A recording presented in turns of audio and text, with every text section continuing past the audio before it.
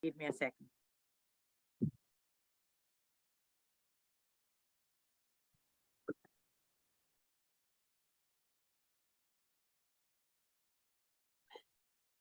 Welcome to the ISM Rochester Lunch and Learn webinar series. Our speaker today will be Brandon Hummons, who is the Category Manager, Corporate Procurement for CF Industries.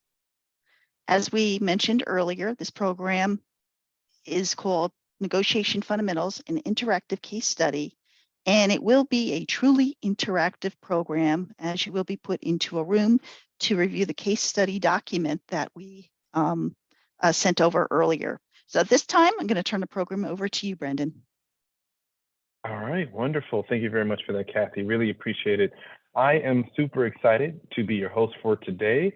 I hope that we can all have a great time working with each other, learning some new negotiation skills, and just really having a good fun time together. We've done this a couple times. I try to create very engaging sessions that people will enjoy and be able to kind of use and learn real world skills that they can take back and really institute right away. So my hope is that by the end of this, you guys walk away with one, a higher sense of confidence when it comes to negotiating and working with suppliers or other buyers, and two, so that you can have real world tools in your toolbox of skills that you can then say, hey, I remember learning this in a session, I can employ this tool.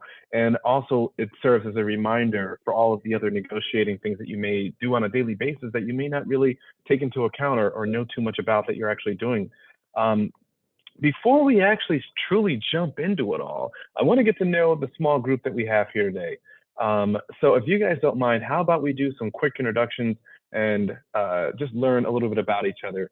So I'll do a quick one about myself to kind of give you guys the framework for it. Just tell me your name, your company, how long you've been with your company, and what you would most like to get out of this session. And then at the optional side of things, give me a fun fact about yourself. This kind of helps with the whole memory of names and whatnot. So just to kind of run through that, Brandon Hummons, as Kathy said, I work for a company called CF Industries. We are a world-leading fertilizer producer, really the largest in the world. And we really do focus on feeding the food that feeds the world, as well as clean energy and working toward a cleaner and safer tomorrow. Outside of CF, I do procurement training and teaching. I do a lot of work with ISM on teaching either CPSM classes, so getting your certification in professional supply management or supply diversity, but then also a ton of other classes such as the building blocks of procurement, advanced negotiation tactics, category management, spend analysis, value and engineering analysis, things of that nature, really all of the different tools and whatnot that help put together a successful procurement skill set. And quick fun fact, well, one of the things I hope to get out of this is to learn about what you guys see as successful negotiations and some of the skills that you use on a daily basis. One quick fun fact about myself is I have a 2-month-old baby, and he has been a joy, added a lot to my life. I also have an 8-year-old, and he's been a fantastic older brother, and I just think that the joys of parenthood are fantastic. So that's a little bit about myself. I've been in procurement over a decade now, been teaching since 2019, and I'm excited to be with you guys today. So I'll pause there. Jim, how about you tell us a little bit about you? I'm with University of Buffalo. I've been here 23 years in predominantly inventory and logistics management. And I don't know if there's fun facts. I'm really close to retiring, so that's my fun fact. But I'm also first vice president of ISM Buffalo, and I've been on the Buffalo board since 2015. Wonderful. Thank you, Jim. Any plans for after retirement? I'm probably going to move to Florida because I think that's the law now for people who live in Buffalo. Nice. That's always a good plan. Good weather, good food. Especially after this winter. I don't remember the last time they got 7 feet of snow in Florida. Exactly. You'll never have to deal with that again. All right. Thanks, Jim. I appreciate that. Dan, how about you go next for us?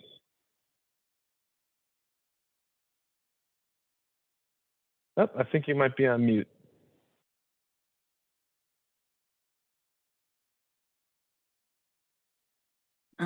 Is it my turn? Sorry, I didn't hear. Well, I was saying Dan, but I think Dan might be working Oh. with his mute. So I guess while Dan gets that fixed, maybe you can go next, Carmina. Yes, of course. Hi, I'm Carmina De Leon, and I work for Abby, which is, of course, a pharmaceutical company. And I have been with the company for more than 15 years. And especially more. I started in the planning division, and I'm now into the procurement and supply management team of Abby. So I work in the New Jersey location. And of course, we were speaking of the weather earlier, and we didn't get much snow. And we missed it. Hardly. I feel like it's a warm winter. But yes, I have been, of course, Abby encourages us to be, of course, members of ISM. And encourages us to take educational courses. And part, Right. of course, aside from the experience that I've gained, of course, it's so much better to learn what's out there, right? I mean, the new, right? We always have to keep educated. So I recently was able to get my certificate for CPSM, and Nice. and actually in another organization to Apex. I'm a CSCP, and then so I'm working, of course, in the direct materials procurement team of Abby. So yes, that's in fun fact. Wonderful. Yeah, I love Mhm. to travel. I always go to places where I haven't been to. The most recent trip was in Japan. So Oh, it was wow. fun, so much fun. Yeah, so Japan and Singapore. So that was only a month ago. 18-hour That is trip. exciting. Yeah, so much worth the wait. Yes. Wonderful. Those Thank you. long flights, those are the main thing that scares me, honestly. Yes, It's like you're on the 18 plane for an hours. entire day almost. Yeah, nonstop. Yeah. Wow. Wow. Yeah. That's impressive. Well, at least you had a good time. At least you had a good time. Yeah, thank you. All right. Dan, how about you go next for us?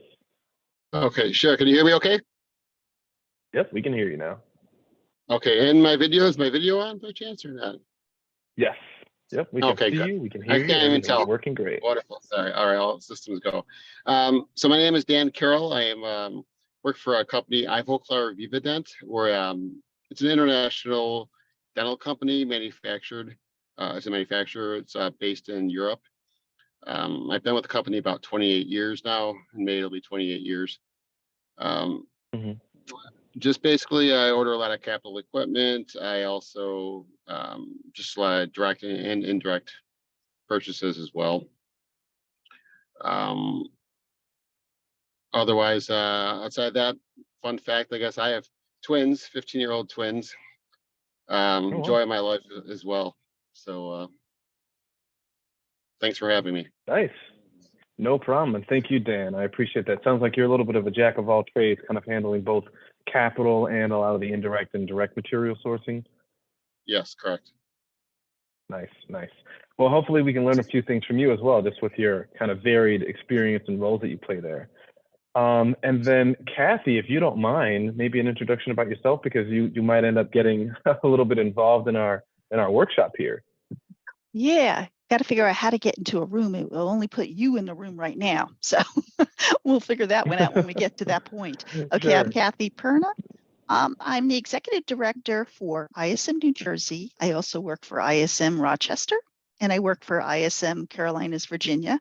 And I also do a little work for ISM Arizona as well. So you could say I'm ISM all around. I've been, this is my 30th year with the New Jersey chapter. And I hope everybody has been enjoying a lot of the webinars we've been doing over the last few years, since especially rocketed it since the pandemic. And I really appreciate everybody joining and participating, and hope you enjoyed today. Nice. Wonderful. Thank you, Kathy. Didn't know that you had such experience with ISM. I knew that you did a lot with different chapters and whatnot, but that's fascinating. Thank you.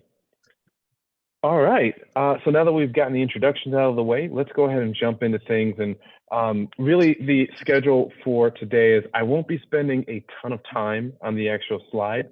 The main reason is because I think that we're going to get a lot more out of the actual workshop and engaging session portion of today. So what I'll be walking through are some high-level negotiation tactics, the processes, and then we're going to jump right into a actual example that we put together that'll give us the opportunity to use some of these skills here. So the way that we look at negotiation is a 7-step process. Sometimes with a negotiation, you can step in at any phase of this process, especially when we think about the role that procurement plays in an organization. You might have situations where stakeholders reach out to you a little bit later, say that maybe they've already done a lot of the setup or the preparation and they need you to come in on the back end. But either way it goes, what we try to do is say, all right, regardless of where I'm stepping in, there should be 7 things that I'm overall doing throughout this negotiation. The first part being, how do you prepare for that? How do you build those relationships? And then how do you understand what information needs to be collected in order to actually create a successful negotiation? From there, you build a lot of your strategies and tactics, and then you start to understand, after we've come to an agreement and settled on whatever our terms are, we need to close this out, shake hands, and start the implementation. So once again, super high level, but the main thought here is that we're going to have a little bit of a deep dive into some of the other activities that we'll be doing. The other piece here is that we have general building blocks that we'll be going over today as well. So these 7 building blocks, I'm going to break down each of these because these are going to be the core parts of building a negotiating strategy. No need to kind of look at this right now because I'm going to kind of break each one out individually. But one of the things that I will say is that there's going to be even more than these 7 as you get more and more advanced with your negotiations. Right now, what we're trying to do is make sure that everybody has the same level playing field when it comes to our understanding of it. So let's actually think about this at a deeper level. What do we negotiate, right? So we have a few important things on the list here, and I definitely want to hear from you guys if there's more that you kind of expand upon. But the first thing that people usually talk about is that we're negotiating the cost or the price of something, right? All we want to do is pay less for it, or we need to figure out how do we get the supplier to a position where their costs for the product or service is lower so that they're then passing the savings on to us, right? So that's the main thing. That's why that's at the top of the list. But then there are other components such as the contract length or the payment terms. So whether we're paying net 15 or net 30 or net 90 or net 60, contract value, how much are we committing to giving to the supplier? Are we preferring that they make quicker deliveries? How long between the order time and the delivery date is acceptable to us, or other general performance metrics, right? So the reason that we talk about this portion is that we want you to start thinking outside of the box when it comes to stepping into negotiation, seeing what's on the table, and then having to negotiate those issues. So a couple of different pieces here that I want to point out. This week, I'm traveling, I'm in Louisiana right now, and we've gotten together about 15 different category managers throughout my company, and we're going over a detailed presentation of each category management strategy across the company.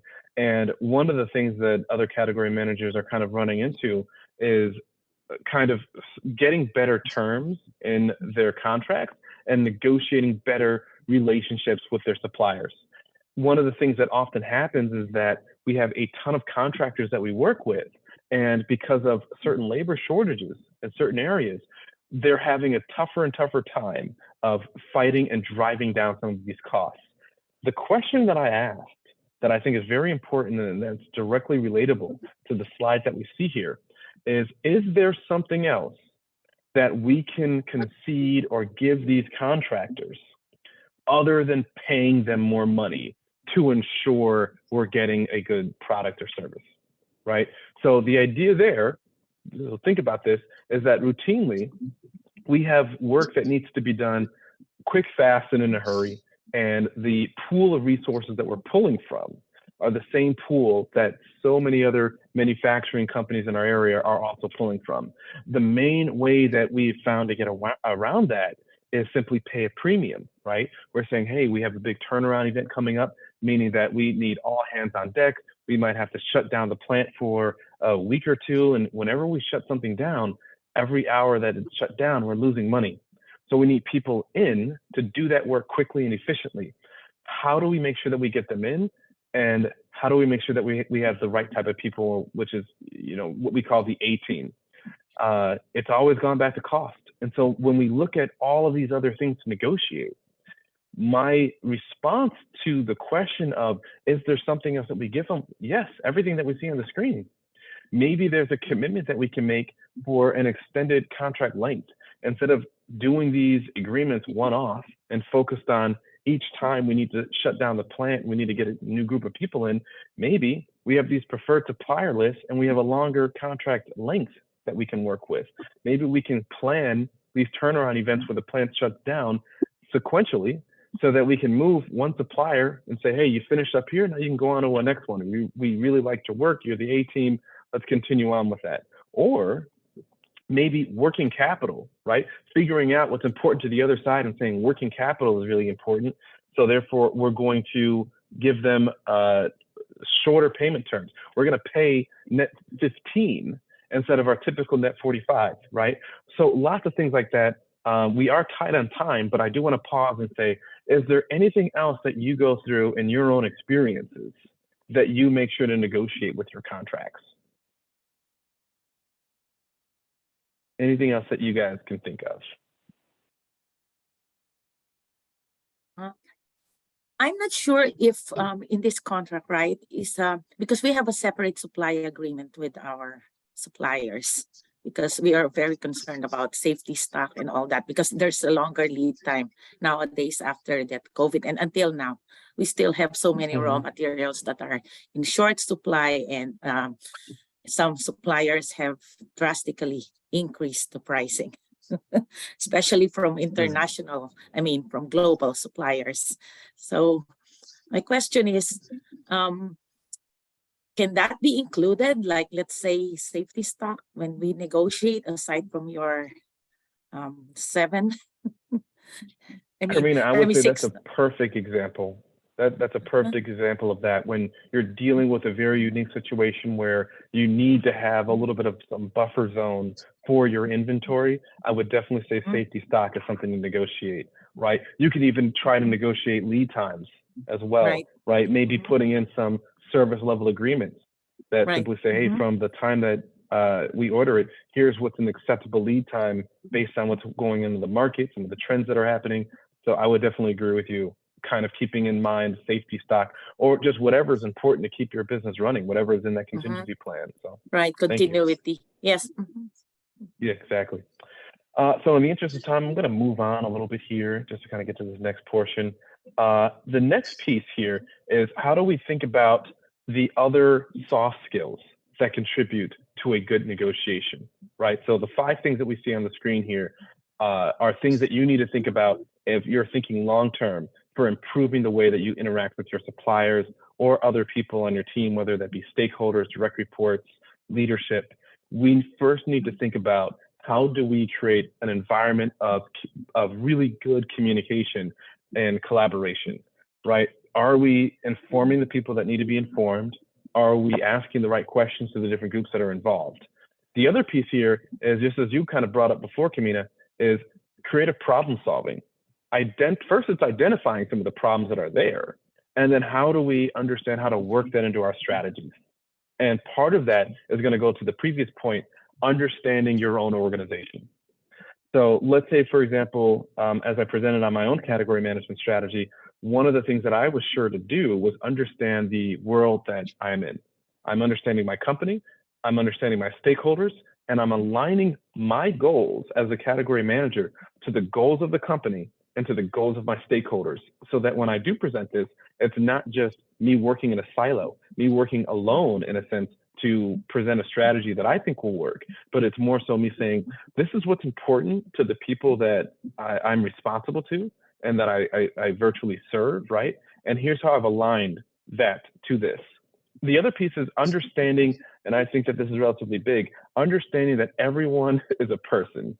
And I know that sounds simple and straightforward, but no, that's super important to understand that it's still a human being on the other side of that phone, on the other side of the camera, on the other side of the table. And there's a way to use that to make our jobs even more human, right? So one, those are some just ideas about how do we understand to develop ourselves in the future. But then let's switch and think a little bit more about right now. And I know that I'm going to go fast through some of these slides. It's mainly because I want to, like I said before, leave some time at the very back half of this for the collaborative workshop area. So the first step when we're thinking about preparation is you need to know what you're walking into that negotiation wanting. And I think that when you think about daily negotiations that you deal with, I've been married for almost, it'll be 5 years this year, and I've known my wife since high school. And I always think about this negotiating path as a lot of the interactions that spouses have, right? So when my wife and I go into a conversation, a negotiation, something that we're trying to settle, one of the things that I do to, one, reduce unhealthy conflict is I try to make sure that we both understand what our goals are. First, I know my goals, and then I try to spend time with that second point, understanding her goals. So breaking down this into a simple example, so I won't even use procurement right now because we're going to get into procurement in a second, but we recently purchased a new bed, right? I told you guys before, I have a 2-month-old baby. As you can imagine, we need more space on the bed because now this baby's sleeping in the bed with us. Before we had a queen, now we moved to king. We just needed the extra space. So as we're talking about what is this new bed going to look like, right? We're negotiating against each other. She wants a circle-based bed. I don't like a circle-based bed. I want a square-based bed. So now our goals with going into this conversation, this negotiation are different, but they're not entirely different because then what I'm trying to do is break down what these goals actually mean. And for me, I'm worried about the amount of space in the room, right? So it's not just what I want, but why I want what I want. I don't want a circle bed because it reduces the amount of usable space of the bed, right? I'm going to have corners within those circles that we're no longer using because they don't fit anything. The square-based bed, now we have a flush edge. So lots of different things that kind of go into understanding those goals and then asking questions to the other side. You know, asking her, well, why do you like this bed? Why I like the design on the backboard. Well, we can get the same backboard with a square base.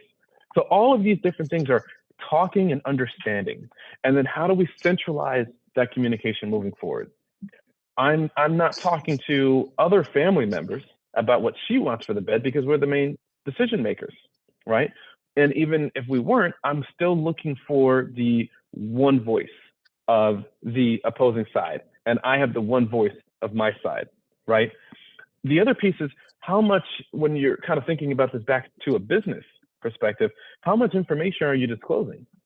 If you're going through an RFP, are you talking to everyone about there are other bidders involved? How many other bidders involved? What do the profile of those bidders look like? How much information am I sharing and controlling? The other piece here is, am I flexible? Am I going to understand the level of movement that I have in this negotiation, or am I dead set on getting just what I want? And then how much, from a transparency perspective, will I divulge to you? And if things don't go right, what plan am I going to back up to?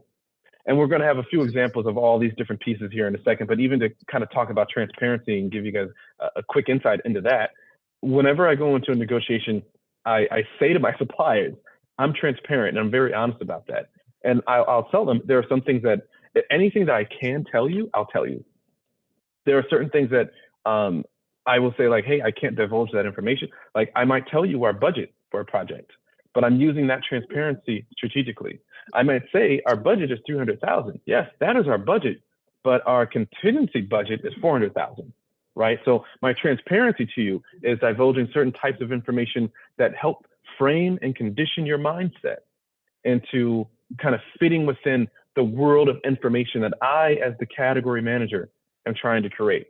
So you're going to be privy to certain types of details, certain types of information, and you need to figure out how much of that should I tell. And you shouldn't just take the approach of tell nothing, because that's going to dilute the trust that you and the supplier have. But then it does not lead to the best situation for negotiation. And I do understand a lot of us are coming from environments where where confidentiality is key and transparency is out the window, I do urge you to have conversations with your peers, your leaders, and to try to understand what's going to help you when it comes to letting your suppliers know. The other piece here is, what areas are you going to focus on when you're actually doing this negotiation? And we're going to take price and cost as our central points here. So as I said before, there's always going to be more to negotiate, as we saw that slide there before. Payment terms, delivery time, lead times, performance metrics, but a lot at the core and at the center of this is going to be that price versus cost. And so with this though, there are going to be some situations where focusing in on the price is going to yield better results than focusing in on the cost, and then vice versa. The main difference from price and cost make up the price. That's, without having too much time to go into the details, that is the main piece there. With cost, you have profit margins, you have overhead, you have labor, and you have material costs, right? So those are the 4 main buckets that we're going to be working with within cost. So taking cost first and thinking about it, when you have something that's complex, it's built of many different pieces, whether that's a product that has many different components to it, or a service that has many different stages to it and many different things that kind of make up that service.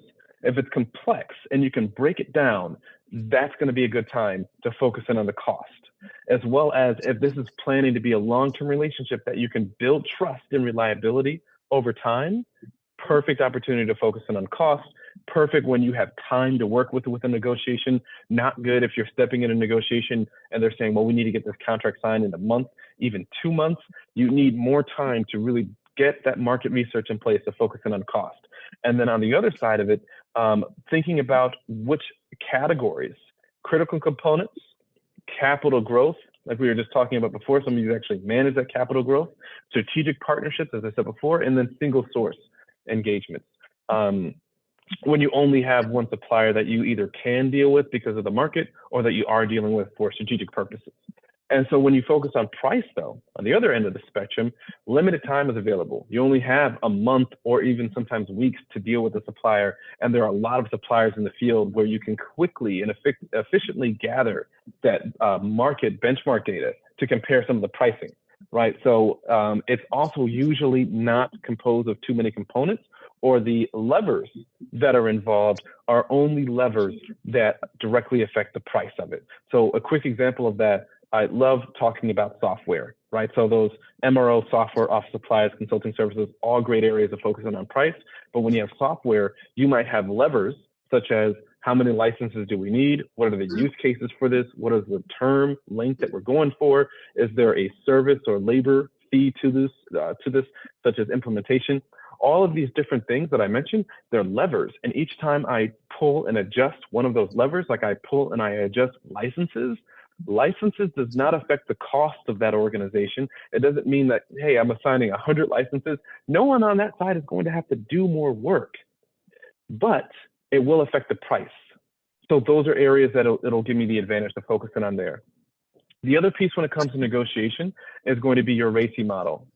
This is when you're building a team out and you're trying to figure out who on your team is going to be most useful in this negotiation, and then how can I utilize this team to push me forward.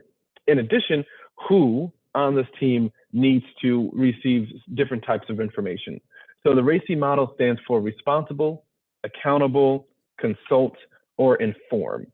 So those are the different areas. And what we see on the screen here is an example of a table that you can put together as you enter into a negotiation or even a larger project where you need to decide who and what roles people are going to play on the team here. So just something to keep in mind, especially as we go into our practice session. So once again, we have project executive, project manager, things of that nature. And then this next piece here is the role planning. Very similar roles and things that I would say you can transfer over in terms of like how this breaks down. But essentially, you want to step into a negotiation, especially strategic negotiations, with more than one person, right? If you are just yourself, you can still do these things. You just need to figure out what role am I playing in my negotiation? Where do other people fit? And then how can I use these roles to my advantage? A quick example of that is you could use a leader within your company and say, hey, I'm not the decision maker here, but I do understand what the goals and objectives of my leader are. And this negotiation is going to allow me to take that information back to them and help them make a decision. And then that can help guide your conversation. So lots of other things on here that we could kind of dive into and spend hours on, but just wanted to be very quick about that. And we could probably revisit parts of this at a later time.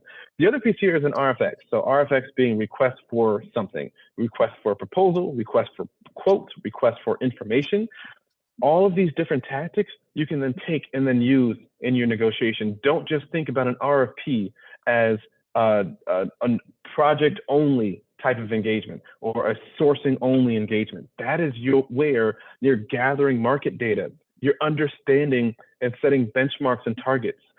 You're creating your zone of possible agreement. Your ZOPA is also what we call that, and your BOTNA, your best alternative to a negotiated agreement.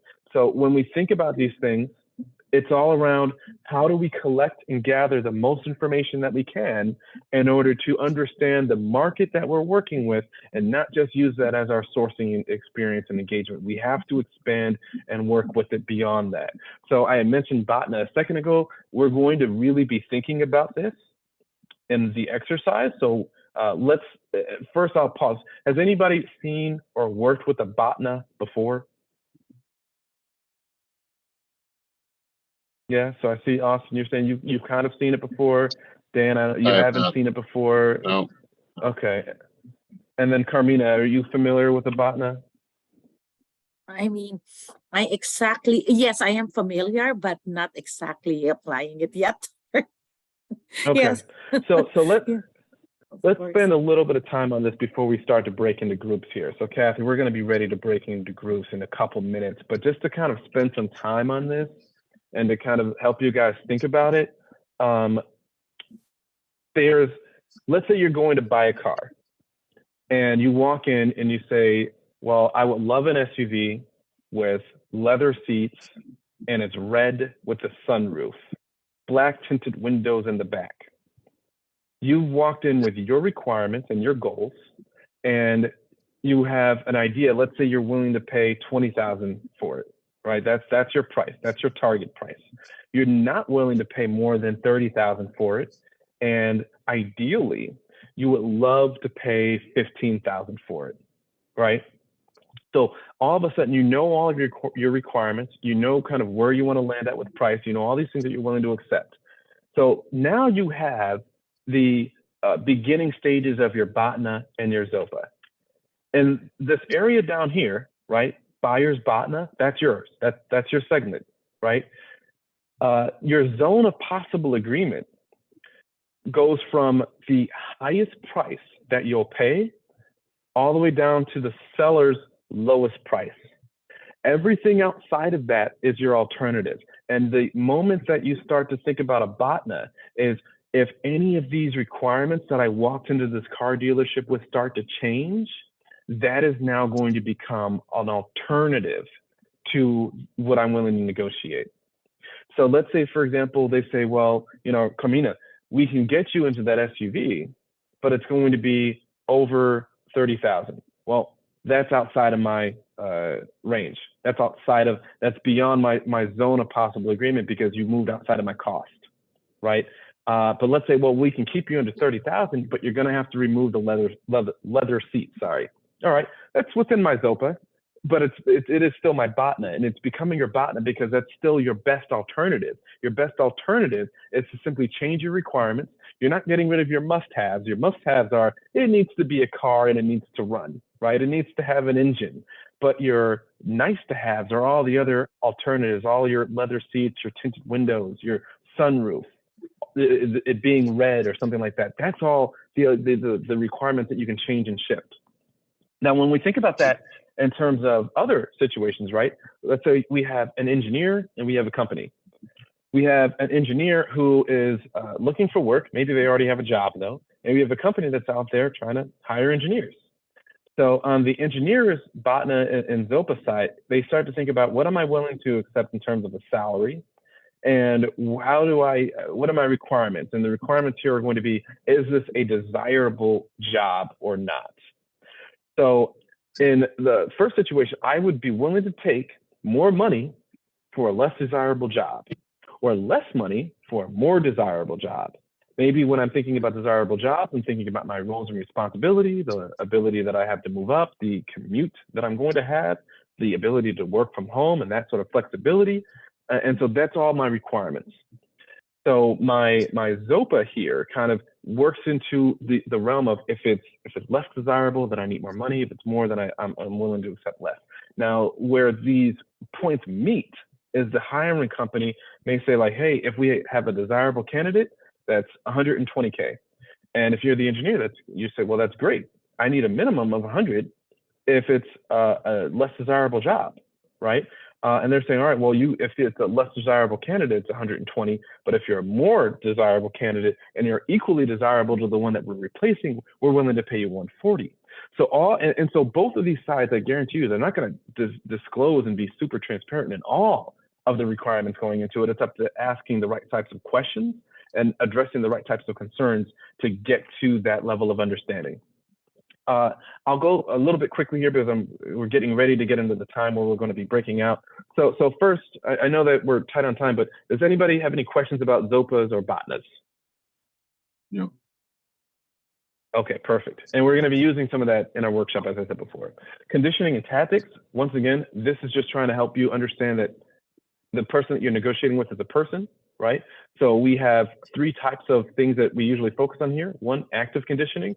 Active conditioning is the types of words that you use when you're negotiating. Maybe you use words like, I want you to be a strategic partner, and I want to make sure that we come to a good deal here.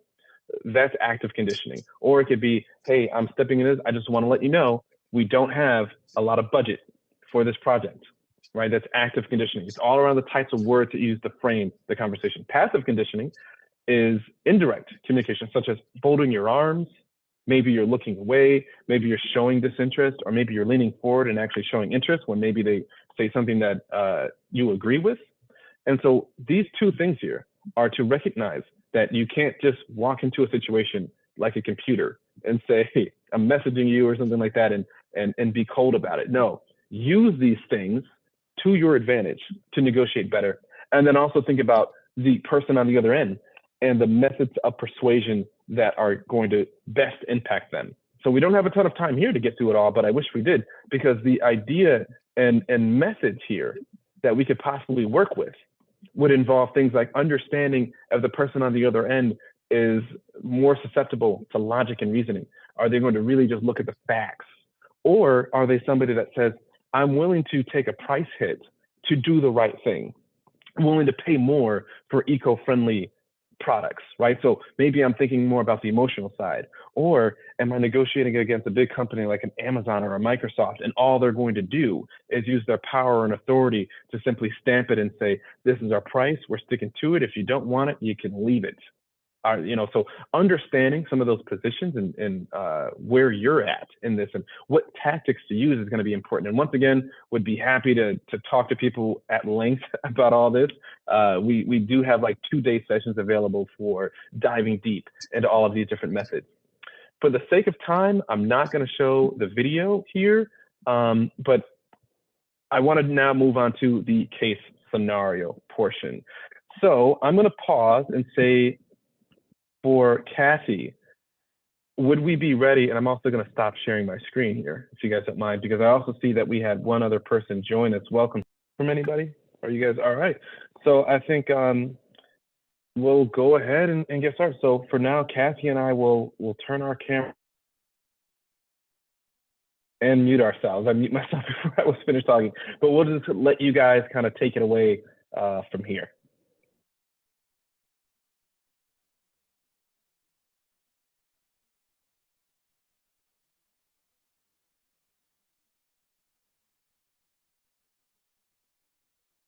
Do you guys have an idea of how you want to kick things off? I know Jim and Sherry, because of the connectivity, it might be a little difficult for you guys, but I guess however you guys are comfortable most kicking off the negotiation. One of you is the buyer, one of you is the seller. It's like a role-playing type scenario. And then Carmina, I think you're on mute.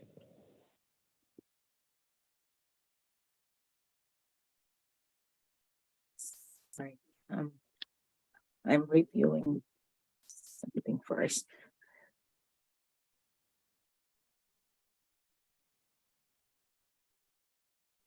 And then Jim, I think you're the buyer though, right? Oh, you're on mute, Jim.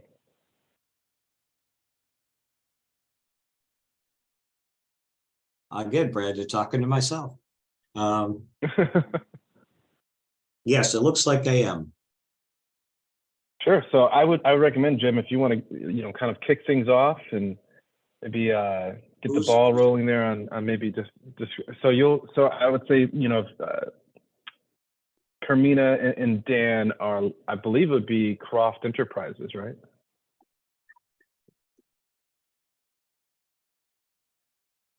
Oh, see, so Carmina and Don is selling this stuff, huh? Yes.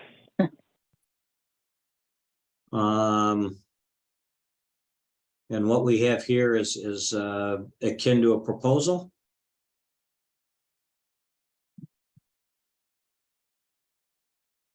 Just to clarify, right? The Croft, because I'm reading, Croft Enterprises is the current, right, client.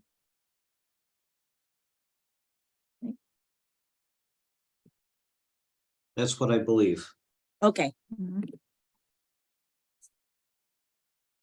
Hold on. No.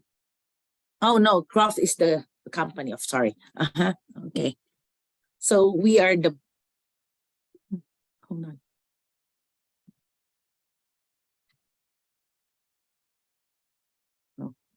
Okay. Well, that's something else. I have to read this correctly grammatically here. Yeah. Okay. Oh,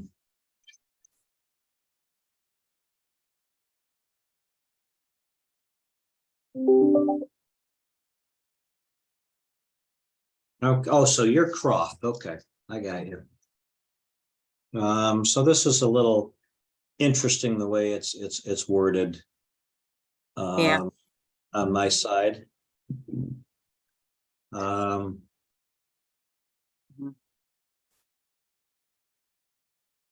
Does yours, so what you're proposing is a software package that's $135,700. Is that correct?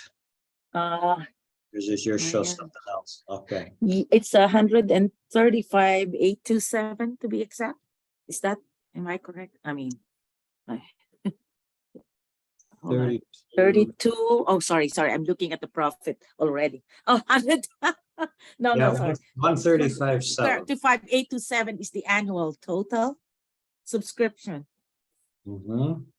right? And your company is offering at a price of 162,000, which is the new package, right? Are you the? Oh, is that the new price? No, that's the new package. Okay, back up 1 minute. What? I'm sorry. You're preparing to meet. Oh yeah. So Uncharted Diagnostics is the new client. So I am Croft, right? Okay. So you are the Uncharted Diagnostics, which is the new package. Right. So you are proposing 135,700 for the. That is what I currently have.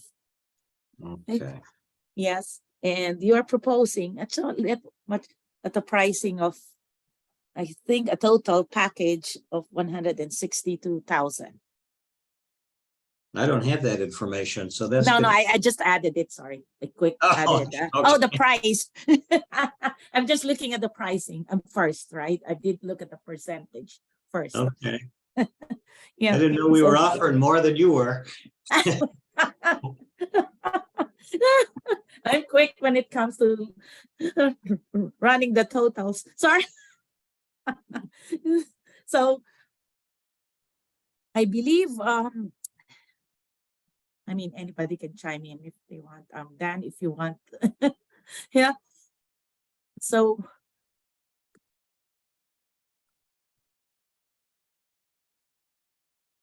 Well, so I guess what we'll kick it off with our position is a apparently our company is no longer utilizing all of the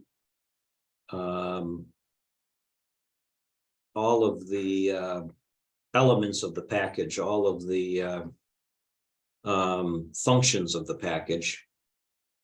So one in particular is the mapping function, which we are no longer required, no longer utilizing. And we're not finding that the tool finding package is as useful as we would hope, I guess. Mhm. Okay, so the I And believe, yeah, sure, go ahead. without a couple of numbers that I would like to have that aren't here, I guess it kind of looks like we want to eliminate the mapping in the tool finding package from the proposal. Although I don't have a number that indicates what the opportunity cost of the tool finding package is for us, but it looks like that's what we would do. That would bring the software package down to, I guess, 43.7. So, I mean, I work for the company Croft, right? Which I am the current. Okay.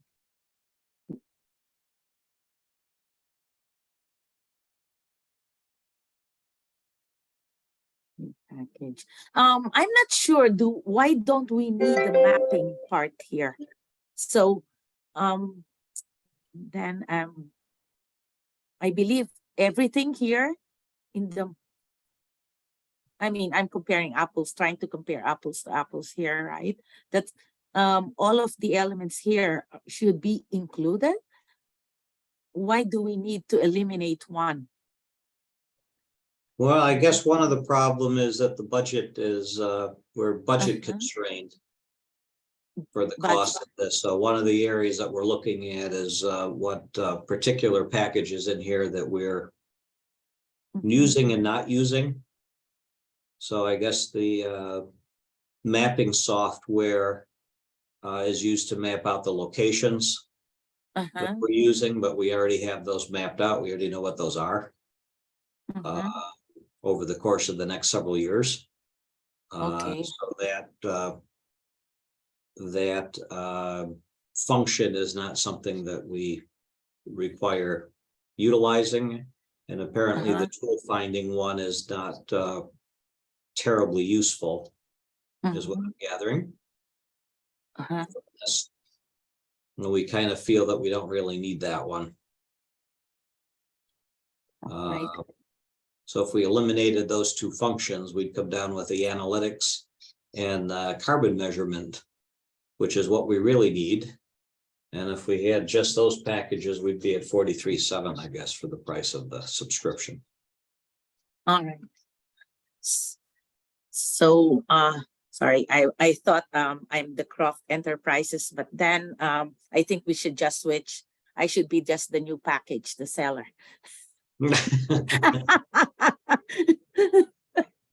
Right? If you wanted to cut costs, right? I think I should be the new client, which is Uncharted Diagnostics, right?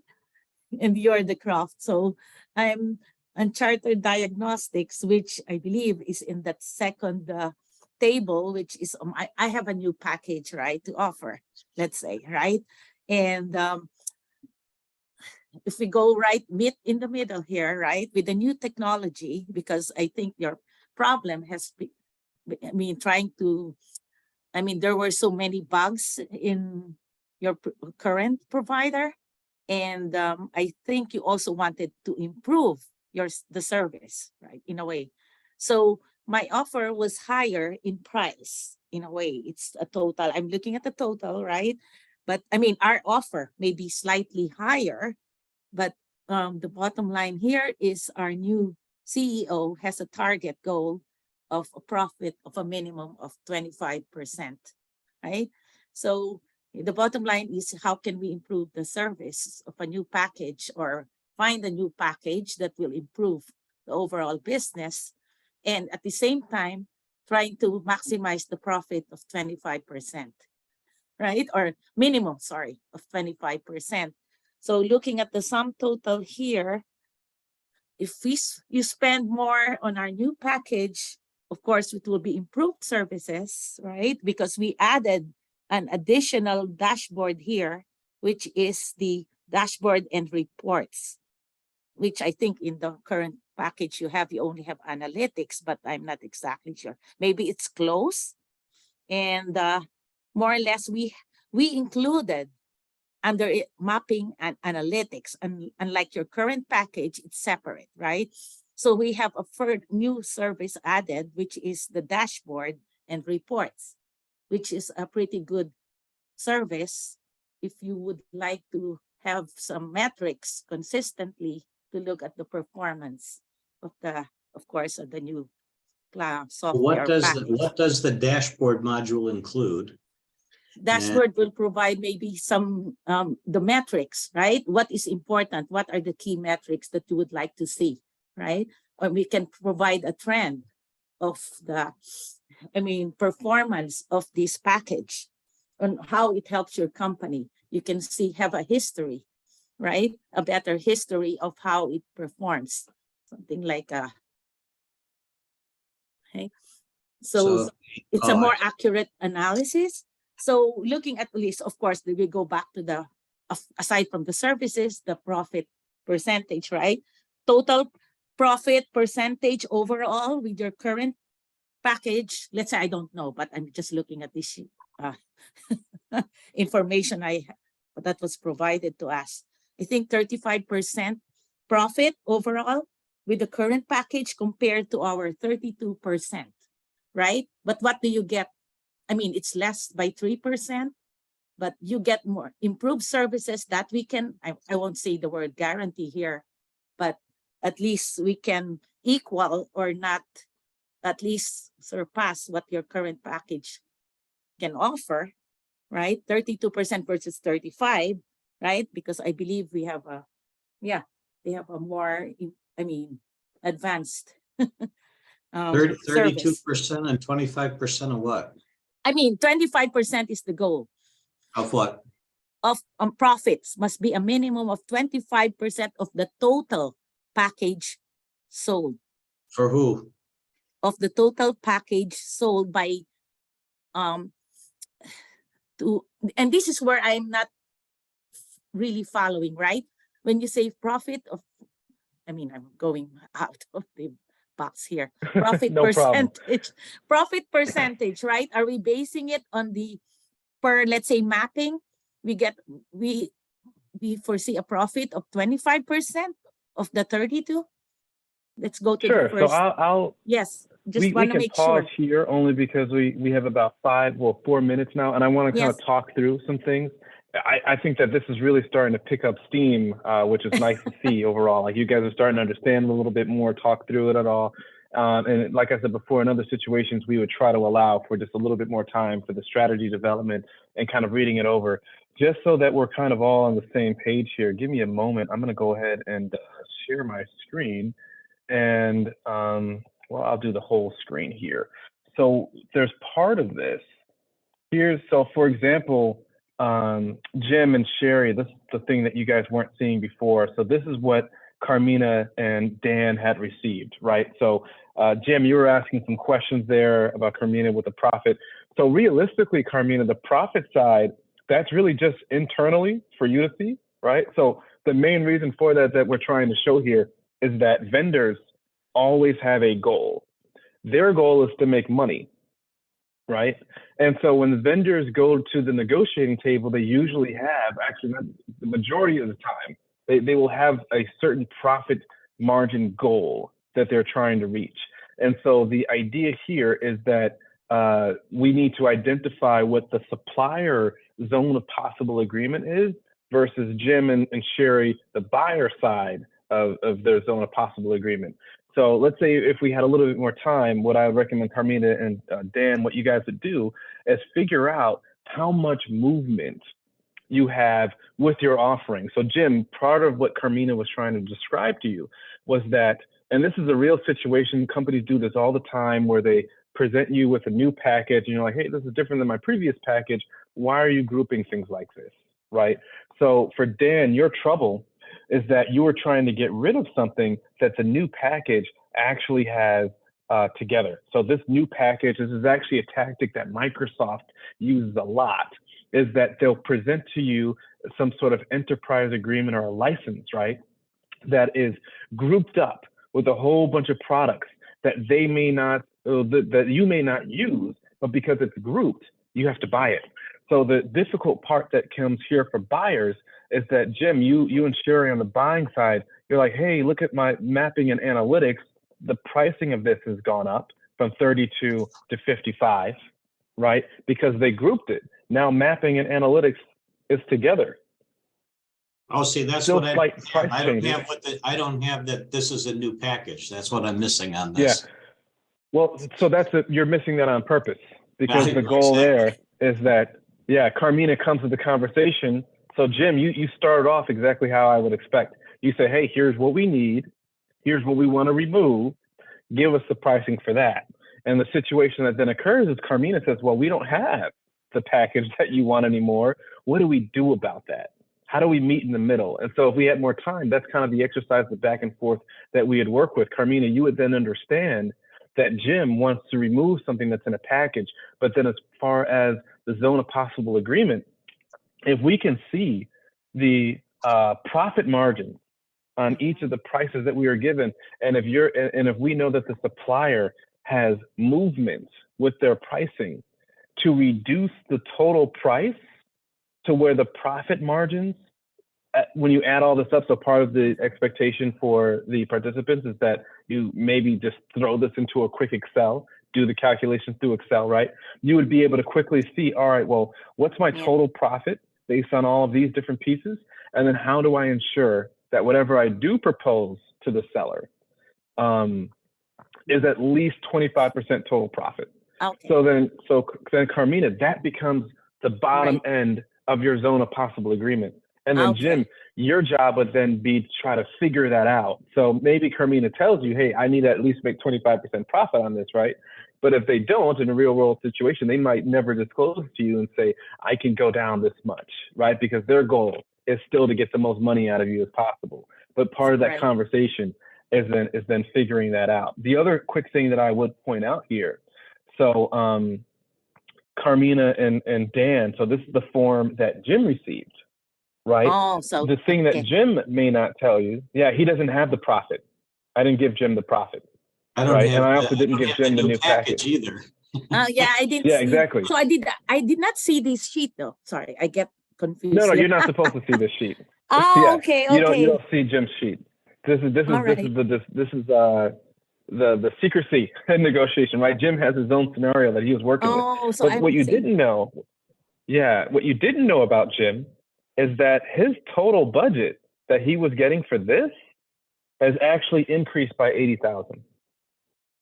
So Jim may have a target of all this added up, and he may say, I want to reduce the amount that I'm paying today. I think it was like 140 or something like that. So he would have seen a reduction of around 30,000 based on what he's trying to remove, right?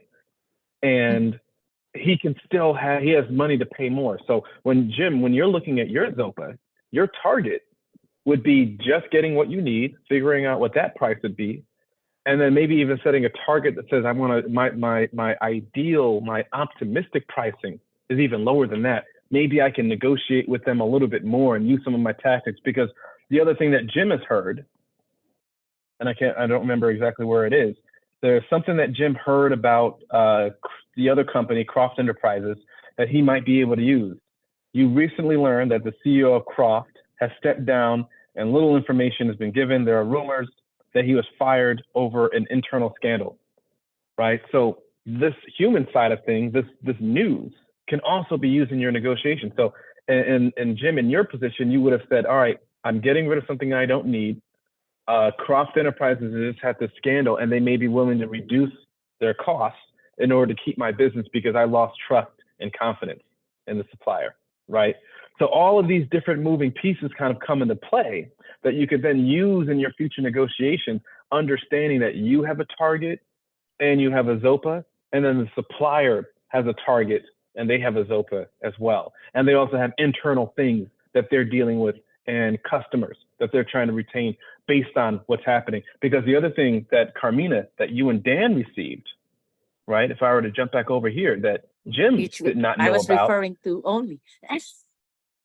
Yeah. Yes.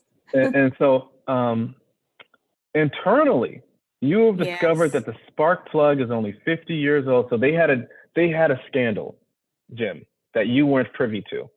And Carmina and Dan had the inside of that information, and they're just trying to not have a company loss due to their scandal. And this is an aggregate of different situations, but these are all real situations that I simply rephrased and then combined.